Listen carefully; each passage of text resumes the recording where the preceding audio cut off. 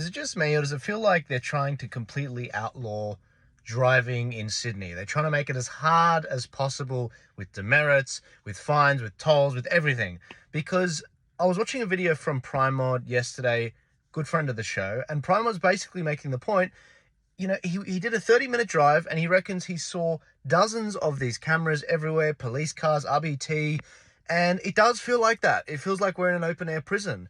And it's frustrating because a lot of people in the comments, haters of his, they were saying, oh, look, if you're not doing anything wrong, you've got nothing to fear. And look, that's kind of a COVID period argument. But Primod made a critical point at that. He said, now hang on a sec.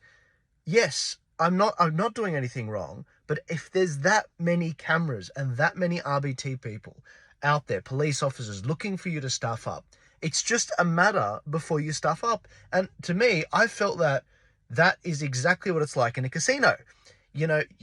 Kids don't gamble, because when you go to the casino, the house always wins. The owner of the casino, they always win. It's just a matter of time. The longer you play, the higher the chance that it's just a matter of time before you lose. And that's exactly what it feels like with driving around in Sydney. A friend of mine, they got done for not having their seatbelt on right. It was not, it was under their arm or something. Or there was one girl complaining that she couldn't quite get it on right because of her breast size. God bless her. There was another one, they lost, it was a double demerit weekend that went over like a Thursday or a Friday. The government extended it a bit, and they were on their phone. Shouldn't have been on their phone, but they were on their phone. 10 demerit points. 10 demerit points. And it was just ridiculous. It's just ridiculous what's going on. The tolls are too high. And this is the thing. Chris Minns, he's like, oh, we're trying to ease it up on people. If you haven't had a violation on your driving record for the last year or two, we'll give you 1 demerit point back. And it's like, well, that's really pittance on what you're taking from people. And these people pay your bloody wages. They pay for everything, the roads, in their taxes. And if you weren't importing so many bloody people from overseas, if 30% of this country weren't immigrants, and if 53% of this country weren't immigrants or the children of immigrants, if you slowed down immigration, we wouldn't have the strain on our infrastructure that we do. But no, we have this situation because our politicians have been importing so many people overseas that our infrastructure can't keep up.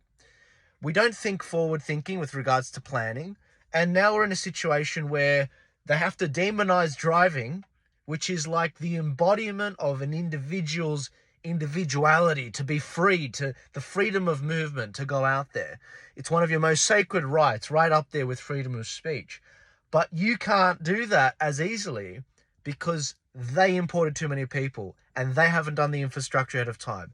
And they want to try and get people onto onto public transport, to trains, to buses that are always striking thanks to the unions.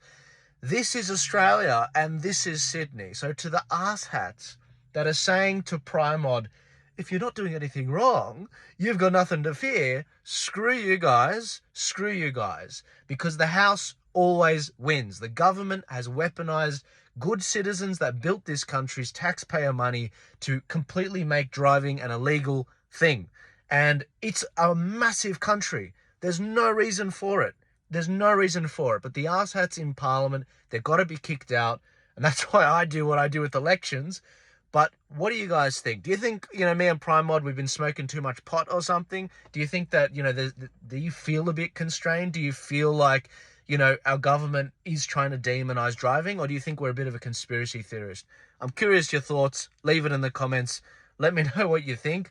And if you're comfortable, let us know what are some of the ridiculous fines you've gotten. Because don't forget, they're starting to bring out fines for if you're drowsy. Somehow they have the technology to film you if you're drowsy and if you're driving on the road. It's ridiculous. We're in the middle of a cost of living crisis.